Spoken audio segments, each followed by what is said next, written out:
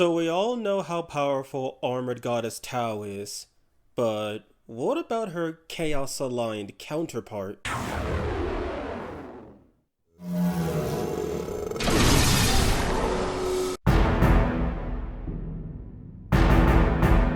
Panagia Armored Goddess Yoko Hiromine, the Chaos-aligned creation goddess.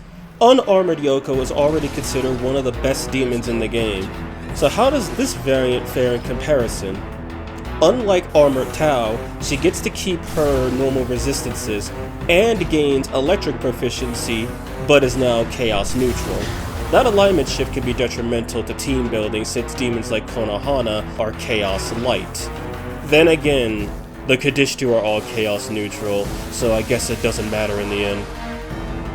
Yoko gets the legendary innate skill from Arayoke, Avenger, which boosts her overall damage by 5% per incapacitated ally, capping at 115% for 23 fallen allies. On top of her unique skill that just erases buffs, this turns Yoko into a magical powerhouse capable of dealing unholy amounts of damage to her adversaries.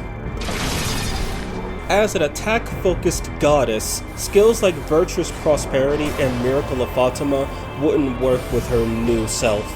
Instead, Yoko gets access to arguably the best fire skill in the game, Prominence, which hits 4 to 8 times on all enemies. Absolutely lethal against anyone who does not resist fire, or if Yoko has Pierce, Pandemonic Feast, and Amagatoki Dragon Dance activated.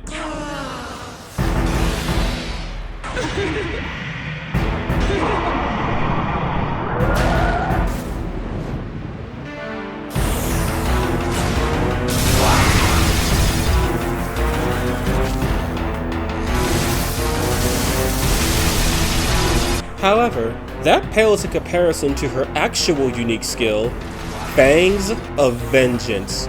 3 medium, strength-based, piercing, dark, draining hits to all enemies, with a high chance of inflicting poison, and the damage increases if the target has an ailment.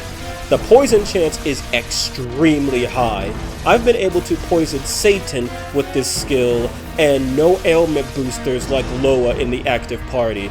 Also the fact that this skill drains all of the damage. Oh, and the part where it gets stronger if the victim has an ailment. Absolutely overpowered as sin. Its downsides are its high magic cost and low damage per hit. And the small fact that Yoko has garbage strength and you'll need to waste incenses to make the skill viable. Then again, you could just spam electric and fire moves until the enemy is dead. She has the power to do so, literally. Or just use Fangs of Vengeance original user, Tiamat, who does have the strength to use it and an ability that further boosts its damage.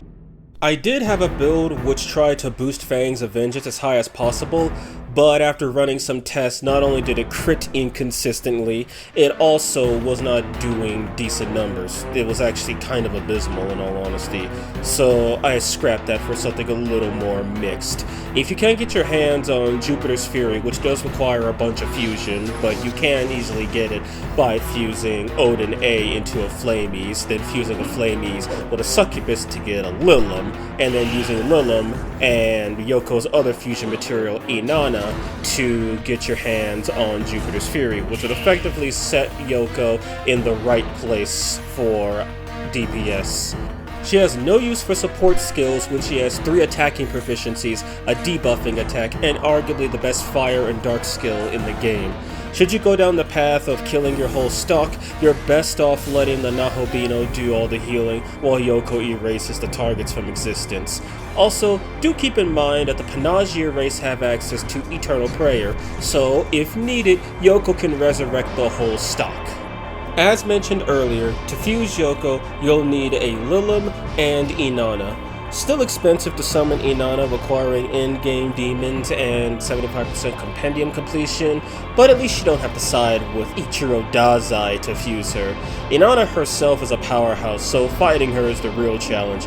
Just pray she does not use Freikugel during your battle, and you should be fine. I still think Armored Tao is a much better pick than Armored Yoko, since Tao's level of recursion is unmatched, while Yoko has to compete against other DPS demons who can hit much harder than her for less effort and less MP, including Tiamat, the monster she guides. Then again, she could still be ran as a mixed support attacker like her normal counterpart, whereas Tao is built solely for support. Though a Fire Elect Yoko could run through any enemies fairly quickly, especially if you run something like Pascal or any other Fire Elect crit enablers. Or you could just run both Armored Goddesses. Tao's level of recursion plus Yoko's versatility would be all the MC needs to facilitate whatever goal he chases after. No wonder there's no neutral route for vengeance.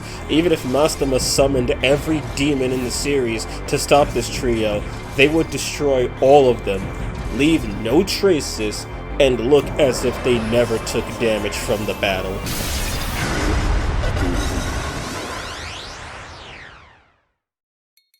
That concludes this episode of the Compendium of Vengeance. If you missed the previous episode, please check the bottom left corner of this video, or if you want to see the next episode or whatever YouTube decides to recommend you, please check the bottom right. If you did enjoy this video, do leave a like and consider subscribing to catch the next episode of Shin Megami Tensei 5 Vengeance, the Compendium of Builds.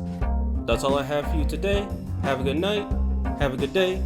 Vivisor, out.